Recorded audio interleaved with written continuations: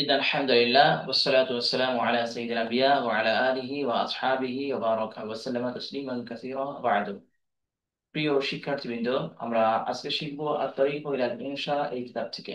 আত-তারিখ ইলাল ইনশা মূলত একটি ইনশা এর কিতাব। ইনশা বলতে কি বোঝায়? ইনশা হলো এমন কিতাব যে কিতাবের মধ্যে আরবি শব্দের শব্দগুলো নিয়ে বাক্য কিভাবে গঠন করতে হয় এবং সেই বাক্য গঠনের বিভিন্ন কলাকৌশল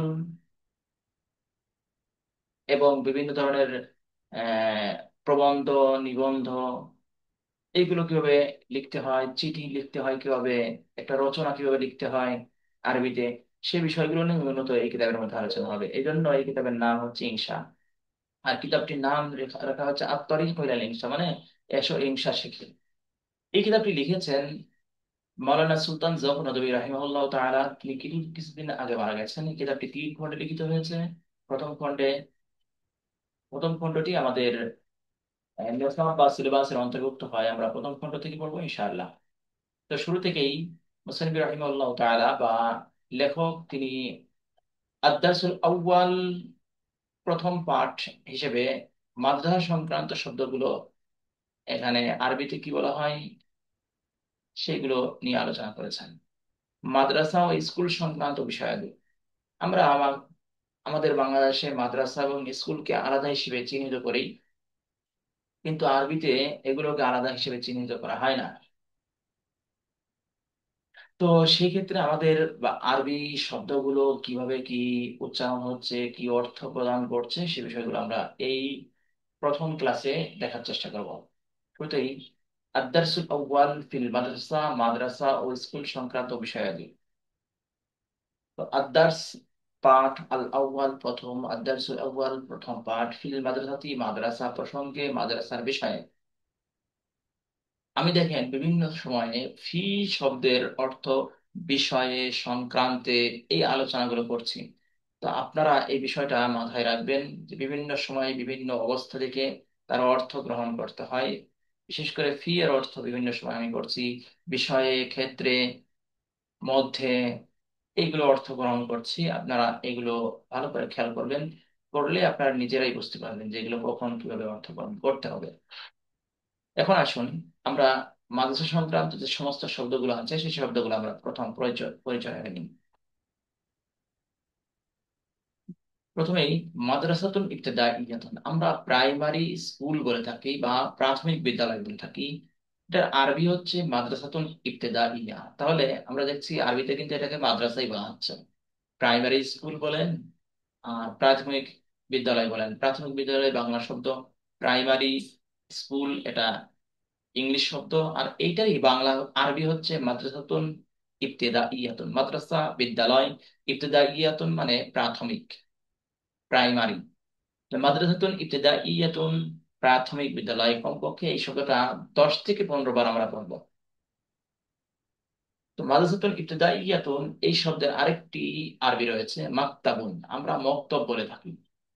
এই মক্তব মূলত প্রাথমিক বিদ্যালয় বা প্রাইমারি স্কুল। মক্তব এর আরবি উচ্চারণ হচ্ছে মাকতাবুন। মক্তব মূলত আরবি শব্দ, এটা আমাদের উচ্চারণের ভিন্নতা শুধু। মাকতাবুন শব্দের জমা বা বহুবচন হলো মাকাতিবু, মানে প্রাইমারি স্কুল সমূহ, প্রাথমিক বিদ্যালয় সমূহ।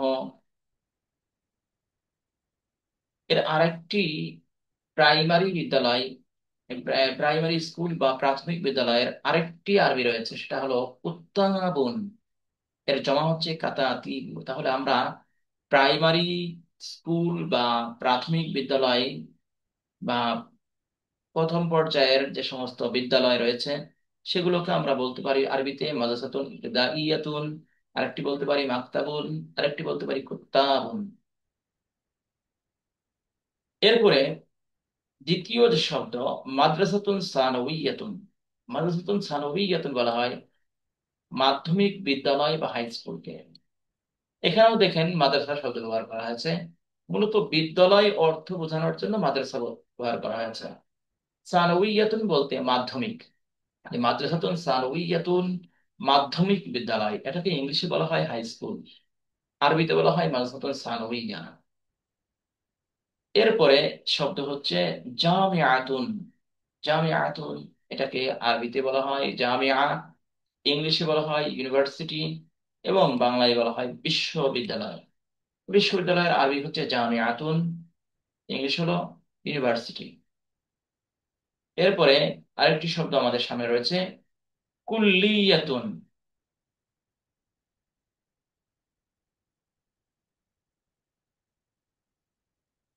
আমরা কলেজ শব্দ পড়েছি।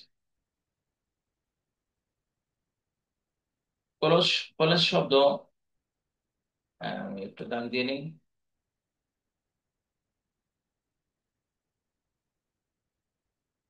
কুল্লিয়াতুন, কলেজকে আমরা আরবিতে বলে থাকি কুল্লিয়াতুন। কুল্লিয়াতুল মহাবিদ্যালয়, অনুষদ, কলেজ। কুল্লিয়াতুত তাদরিব, প্রশিক্ষণ কলেজ, প্রশিক্ষণ মহাবিদ্যালয়। তাহলে কুল্লিয়াতুত তাদরিব, তাদরিব শব্দের অর্থ প্রশিক্ষণ, কুল্লিয়া মানে কলেজ। কুল্লিয়াতুন, কুল্লিয়াতুত তাদরিব, প্রশিক্ষণ কলেজ, প্রশিক্ষণ মহাবিদ্যালয়। বিভিন্ন ইনস্টিটিউট, আমরা ইংলিশে বলে থাকি ইনস্টিটিউট, সেগুলো একটা প্রতিষ্ঠান। এই প্রতিষ্ঠানগুলোকে বলা হয় মাআহাদ বা ইনস্টিটিউট, শিক্ষালয়, যেখানে শিক্ষা দেওয়ার ব্যবস্থা রয়েছে। এরপরে আরবিতে শিক্ষা বোর্ডকে কি বলা হয়? মাআহাদুল তালিমিয়্যুন মুআসসাসাতুন সাকাফিয়্যাতুন। শিক্ষা প্রতিষ্ঠান, শিক্ষা বোর্ড, এগুলোকে বলা হয় মাআহাদুল তালিমিয়্যুন, মাআহাদুল তালিমিয়্যুন মুআসসাসাতুন সাকাফিয়্যাতুন। সংস্কৃতি কেন্দ্রকে বলা হয় মুআসসাসাতুন সাকাফিয়্যাতুন। শিক্ষা প্রতিষ্ঠান, শিক্ষা কেন্দ্র বা ফাউন্ডেশন, এর আরবি হচ্ছে মুআসসাসাতুন ইলমিয়াতুন। মানে আমরা বিভিন্ন ধরনের ফাউন্ডেশনকে বলতে পারি মুআসসাসাতুন ইলমিয়াতুন। এরপরে শিক্ষকের আরবি মুআল্লিম। দেখেন এখানে শুধু আরবি শব্দ আমরা পড়েছি। আরবি যে শব্দ আছে, এই শব্দের নিয়ম অনুযায়ী এখানে পরিবর্তন হচ্ছে, শব্দটা উচ্চারণের মূলত পরিবর্তন হচ্ছে, বাকি কোনোটাই কিন্তু পরিবর্তন নেই। এরপরে যে শব্দ আমরা পড়বো সেটা হচ্ছে, আমরা একটু আগে বলেছিলাম শিক্ষা বোর্ড। এই শিক্ষা বোর্ডকে আরবিতে আরেকটা বলা হয় হাইআতুন তালিমিয়াতুন। আরেকটা আরবি রয়েছে লাজনাতুন তালিমিয়াতুন। হাইআতুন তালিমিয়াতুন, লাজনাতুন তালিমিয়াতুন, এটার অর্থ হচ্ছে শিক্ষা বোর্ড, শিক্ষা কমিশন সমিতি। শিক্ষা কমিশন সমিতি, এটাকে বলা হয় লাজনাতুন তালিমিয়াতুন। আমরা অধ্যাপক, প্রফেসর, শিক্ষক বা গুরু, পর্যবেক্ষক, তত্ত্বাবধায়ক, পরিচালক, এগুলোকে আরবিতে কি কি বলতে পারি? উস্তাজ বলতে পারি, নাজির বলতে পারি। যে অধ্যাপকের আরবি হচ্ছে উস্তাজ, প্রফেসরের আরবি হচ্ছে উস্তাজ, নাজির এর আরেকটি আরবি প্রফেসর, নাজিম। দেখেন নাজির আর নাজিমের মধ্যে পার্থক্য আছে।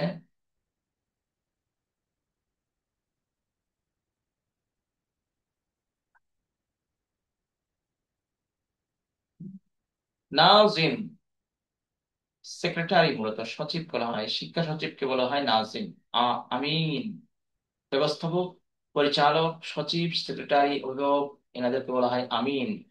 মানে নিরাপত্তা যার কাছে পাওয়া যায় তাকে বলা হয় আমিন। আমিন মানে নিরাপত্তা বিধায়ক, ব্যবস্থাপক, পরিচালক, সচিব, সেক্রেটারি, অভিভাবক। শিক্ষা সচিবকে বলা হয় আমিনুত তালিম, শিক্ষা সচিব।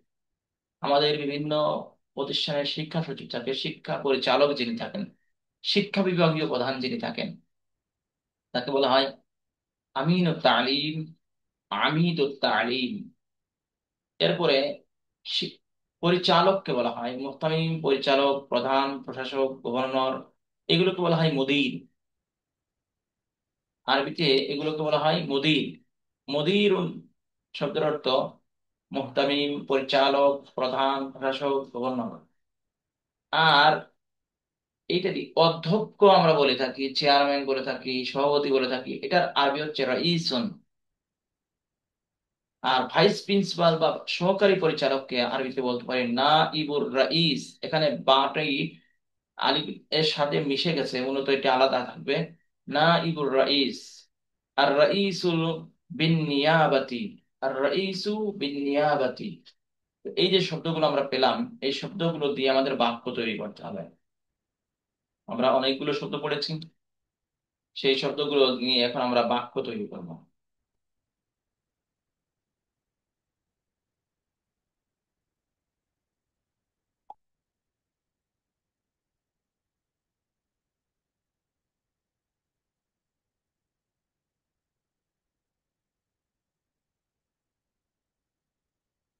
এই শব্দগুলো নিয়ে আমাদের বাক্য তৈরি করতে হলে আমাদের এখন চলে যেতে হবে আরেকটি ইসে।